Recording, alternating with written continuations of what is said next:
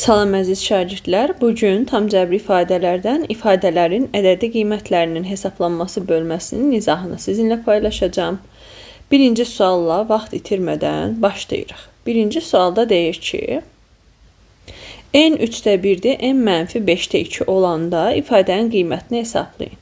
İfadədə birinci bu əmsalları mötərizələrin içərisinə vurub açmalıyıq. Yəni 5n çıxılsın 5m. Çıx 2n, çıx 2. Çünki -2-ni müsbət 1-ə vuranda -2 eləyəcək. İndi 5n-dən 2n çıxıram, qalır 3n. Çıx 5m, çıx 2. Bərabərdir. 3 vurulsun n-in yerinə 3-də 1. Çıx 5 vur m-in yerinə -5-də 2, çıx 2. Bərabərdir. 3-lər ixtisar gedir 1, 5-lər ixtisar gedəndə -, müsbət 2-ni verir. Burada da çıx 2. 2-lər islah gedəcək, cavabınız qalacaq 1, yəni A variantı. Və ikinci sualla davam edirik. 2-də də 3-ü n-ə vurdum 3n. 3-ü 2m-ə vurduq, müsbət 6m. -5-i n-ə vurdun, -5n, -5-i -2-yə müsbət 10. Bərabərdir. 3n çıxılsın 5n, -2n. Üstəgəl 6m, üstəgəl 10. Bu da bərabər olacaq. -2 vurulsun n-in yerinə 2-də 1. Üstəgəl 6 vurulsun m-in yerinə -3-də 2. Üstəgəl 10. Bərabərdir. Bunlar ixtisar gedir, cavab qalır -1. 3 ilə 6 ixtisar gedir, 2-ni -2-yə vuranda -4, üstəgəl 10. Deməli, -1, -4, -5, üzərinə 10 gələndə cavab olur 5, D variantı. Üçüncü suala keçirik. Üçüncü sualda da uşaqlar mötərizələri vurub açırıq. A-nı B-yə, A, B. Sonra A-nı C-yə vururuq, A, C. Üzərinə gəl, C-ni B-yə. C, B, C-ni C-yə, C-nin kvadratı. Növbəti, üzərinə gəlinsin A, B. A-nı -C-yə vurdum, -A, C. -C-ni B-yə vuranda -C, B.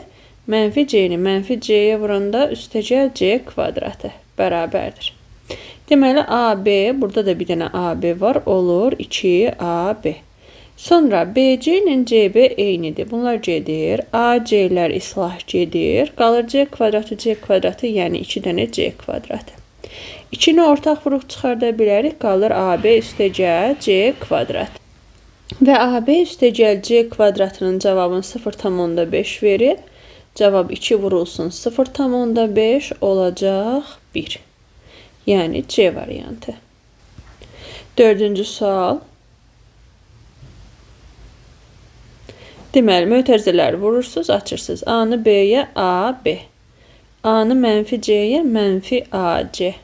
-C-ni B-yə, -C, B. -C-ni C-yə, müsbət C-nin kvadratı. Sonra A-nı B-yə, A, B, müsbət. A, C. Sonra C-ni B-yə, C, B. C-ni C-yə, müsbət C kvadratı. Baxaq görək, nələr gedir, nələr qalır.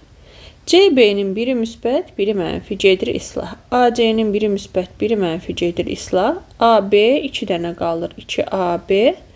C kvadratından da 2 dənədir, 2C kvadrat. Və 2-ni ortaq vuruq çıxardırsınız, olur AB üstəgəl C kvadratı. AB üstəgəl C kvadratının cavabı 1-dir. Yekunda 2 vurulsun 1, bərabərdir 2 olacaq. Cavab A variantı. 5-ci sualla davam edirik. A kvadratı üstəgəl B kvadratı bərabərdir 101 verilib. Bizə deyir A üstəgəl B-nin cavabı 13 olarsa, AB hasilini tapın. Deməli, uşaqlar 2 cür gedə bilərsiniz. Ya A kvadratı üstəgəl B kvadratına köməkçi müxtəsər vurma düsturunu tətbiq edə bilərsiniz, ya da bunun hər tərəfin kvadrata yüksəldə bilərsiniz. Birincinin kvadratı, ikincinin kvadratı və bunların hasillərinin 2 misli. 13-ün kvadratda 169. A kvadratı ilə B kvadratının cəmi 101-dir. Üzərinə 2AB gəldiyim zaman 169 edəcək. Deməli 2AB-ni tapanda 169-dan 101-i çıxıram. 68. Hər tərəfdə 2-yə bölsəm, 68-i 2-yə böldüm, cavabı aldım 34. B variantı.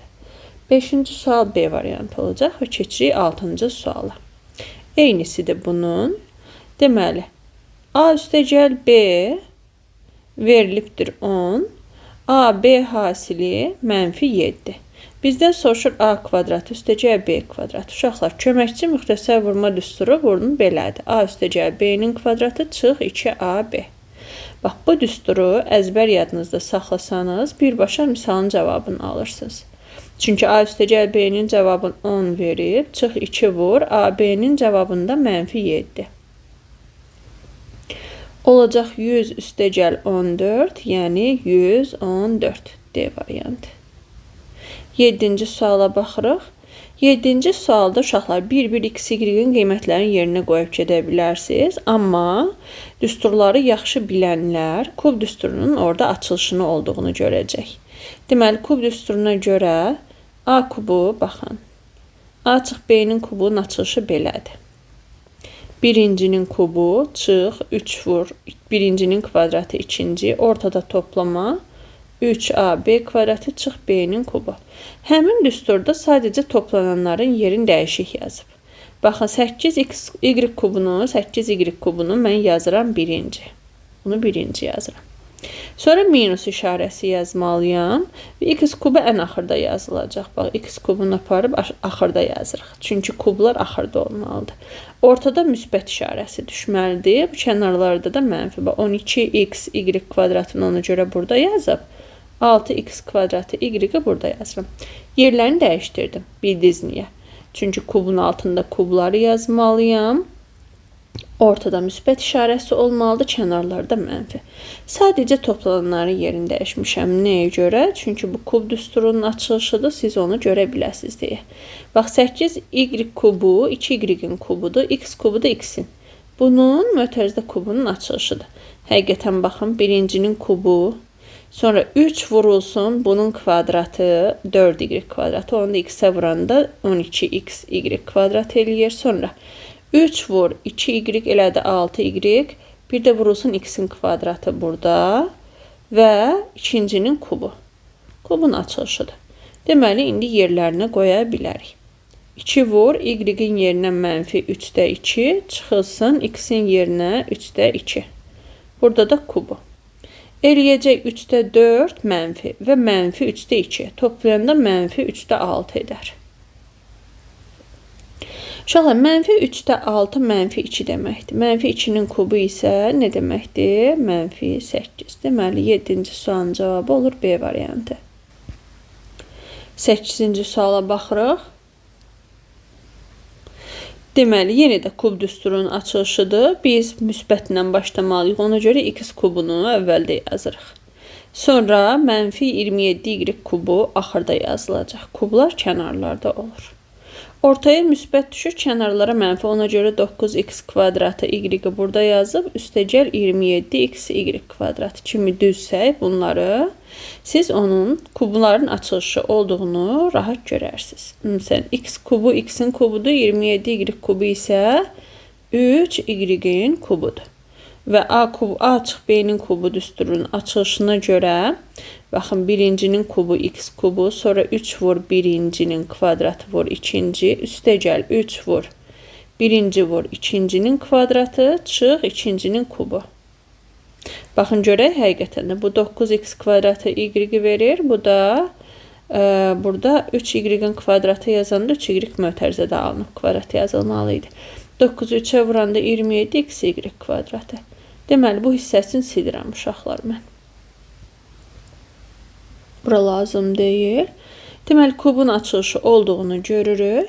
Sonra nə etməlisiniz? X-in yerinə deyir -2/3 yaz, çıxılsın, 3 vurulsun, y-in yerinə 3/2 yaz. Burada da kubu.